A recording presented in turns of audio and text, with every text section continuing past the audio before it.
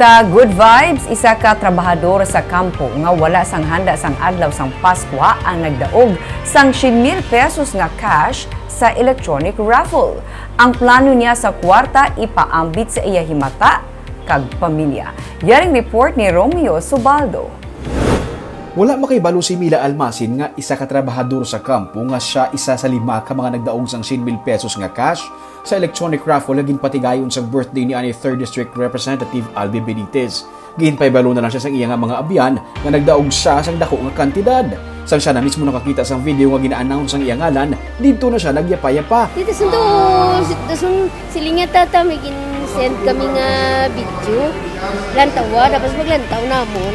Nang ang iya kasi sila, ginlawag ni Mayor Mark na ako na binagdaog sa 100,000. Ako, tungbo ginawa. Kaina, ginpanghatag na sa mga winners ang Silay City ang ilang nga premyo. May mga nagdalaog sa tag 10,000 pesos nga cash kag 50,000 pesos nga cash. Si Mila ang nagaisahanan nga taga Silay nga nagdaog sang 100,000 pesos. Una niya nga plano, ipaambit ini sa iya nga pamilya. Nang siyempre, ang iba ni panagtag sa mga pakaisahan ko, ay mga pigado. Wow, managtag ka pa kwarta? Oo, yan. Grabe ba?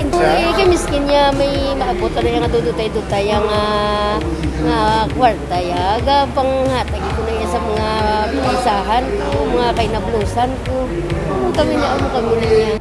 Wala sila sang handa sa bispira sang Pasko. Karon nga may kwarta na siya, uyag niya makahimo sang salad sa pagsug-alaw sang bagong tuig. Subong niya na dayon gidya madayo man ang New Year miskin wala pero mas nabi gidya nga nakadaog ko ya kay may handa na kami. Sa Christmas, ano handa niyo?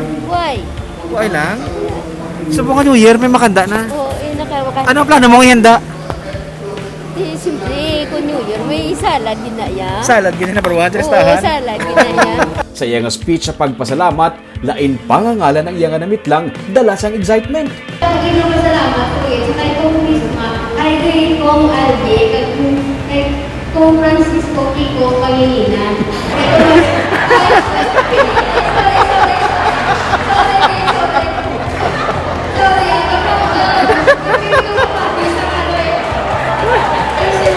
Ginpalakpakan siya sang kasubong naman ng mga winners. Bangod una niya nga napensan nga ipaambit sa iban ang grasya nga iya nabatunan.